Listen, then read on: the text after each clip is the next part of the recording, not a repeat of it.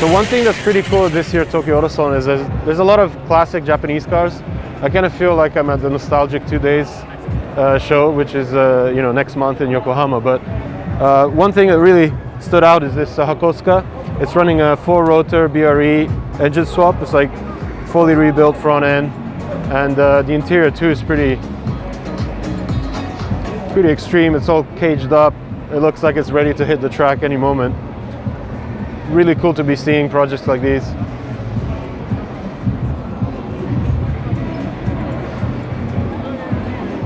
And if you come around this side, there's a nice little Fair Lady Z here, slammed on steel wheels. I just gotta love this look. It's kind of like a mix between, Shakotan, Bosozoku, a bit of everything.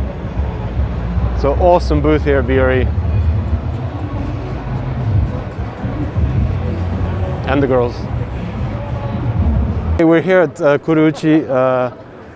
Basically, it's a drag shop. They do a lot of drag racing, and they have this R34 here, which is again a really good example of how tuning continues to evolve on these cars. It's the usual T88 single conversion, 2.8 stroker. But the interesting thing is inside. If you open up here and you take a peek in the back, that's an R35 gearbox conversion. So they've dropped the Getrack 6-speed and replaced it with a GR6 transaxle. So if you take a look at the shifter, you'll notice it's an R35 shifter in its awkward P position. They still have to do the paddle shifts, but it's got an R35 steering wheel. So it's almost there, and pretty amazing what they're doing with these cars. Again, Top Secret did it with the 32 a few years back, but it's nice to see people do this stuff on the R34 as well. Okay, we're here at KW, and there's something I wanted to stop and have a look at. This is a new V3 leveling kit that they've just released. It's for people that just want the entry level kind of coilovers to get the car looking right, so you can kind of adjust it by keeping it flat. There's a bunch of like really high-end racing suspension here, but the big news is that KW have obtained the homologation for racing with the M3 and M4. So this is the V6 racing version, which is a 5-way race damper. The coolest thing here for me, however, is this old 964. If you follow me on Speed Hunters and Instagram, you'll know I have a yellow 964, which I'm trying to kind of restore and build up. And the next thing I'm going to be trying to figure out is the handling. So KW is definitely on the cards. I've been using KW on a couple of cars over the years, and I'm so satisfied with them. I would love to have a go at kind of giving the right handling and feel on the 964.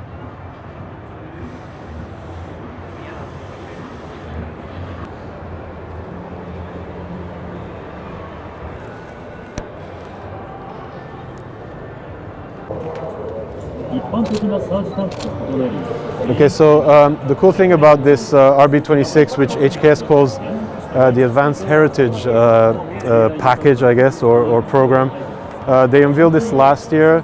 It has these vertically mounted turbos. So basically the manifold design is slightly different from what you're used to with RB26s. The turbos are kind of upward facing so that they get a better flow of gas. The whole concept here is to kind of make the RB26 more efficient. So the goal is to reach about 600 horsepower, but at the same time it has to be drivable, it has to be smooth, it has to be torquey, and it has to deliver 20 kilometers to the liter of when it comes to consumption. And to do that, they've matched their VCAM on the intake to a VCAM on the exhaust. So they're still like developing this system along with a new ignition coil system. They got rid of the cam sensor, they're going to replace it with their own. For the intake side, they've gone for a new manifold design. It's carbon fiber and it's double chamber. It's kind of geared towards high response, so it's definitely lower volume to what you're used to seeing on the stock engine. They're dropping the mechanical 6 throttle setup and going for a Bosch electric single throttle here. They've gone to 2 smaller injectors rather than going for a bigger, higher capacity injector that used to see on like big performance tunes. So I've been told they're about 400 cc per minute each, and the idea here is to kind of go for response, so run a more accurate spray pattern in the chamber, and then when more fuel is needed at higher powers, higher RPM, the second injector kicks in. And it's pretty much what Toyota's been doing with their modern engines, where they have direct port injection and normal injection, and they kind of alternate between the two. There's not direct injection here, it's just a take on 2 regular injection sprayers. And on the turbo side, they're developing this new GT series turbocharger that has an electrically controlled wastegate. So this is, again, it's all about refining and going for more efficiency. So the boost is going to be controlled very accurately, very quickly. Feeding into the new HKS V Pro ECU is the turbine speed sensor. This allows them to monitor all the parameters that they need. And then they've replaced the old style blow-off valve with a recirculating valve. And again, that's electric too. So, combined with a 2.8 liter stroker kit, you should be able to have an insane amount of power. 600 horsepower is kind of enough for everybody. Kind of matching torque curve that's available very smoothly in the mid-range. And it's basically, taking the RB26, an engine that's, over 30 years old, and bringing it into the new millennium. And I'll be very interested to see how they kind of evolve the efficiency of this altogether throughout the year. So I really look forward to this engine being dropped into the R34 that they have, and for the proper R&D to begin. So this is definitely one to look forward to.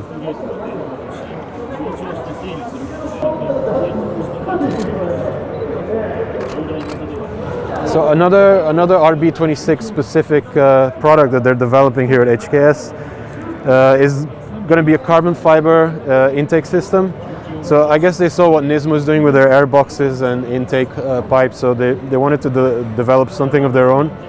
And it's going to be coupled with a new exhaust manifold design, which is made for better flow. And that's going to be joined by a new intake side. So it's all new piping, all new design, all for better flow and response. And it's going to be mated to a seamlessly integrated airbox system, which will run an HKS panel filter, and then it's all going to connect to the intercooler. So this is going to be another great new product for the RB26 series coming in 2022. Okay, so this is quite special for this year. So Varis collaborated with Garage G-Force on this GR Yaris. This is the car that Taniguchi drove at Tsukuba last year, managed to get the record for this car. 58 seconds for a little GR Yaris. So they've gone wide body for this year, and they've got lots of carbon, like really thick fibers on the carbon fiber here. Wide body, splitters. I mean, I think they're just going to push the project and try and get an even faster time. I personally think it's incredible how fast these little cars are getting. I mean, 58 seconds. Up until a few years ago, you would need like a 600-700 horsepower GT-R to get to. So amazing things happening with these new cars.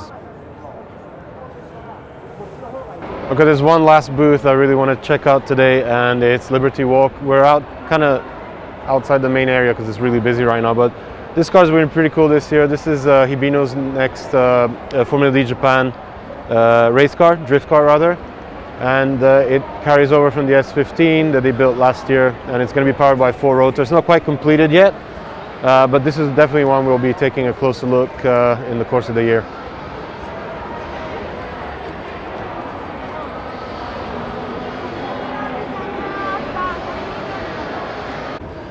Okay, so we've seen my top picks from the show. Thank you for tuning in, and let me know what you think in the comments. Thanks for watching.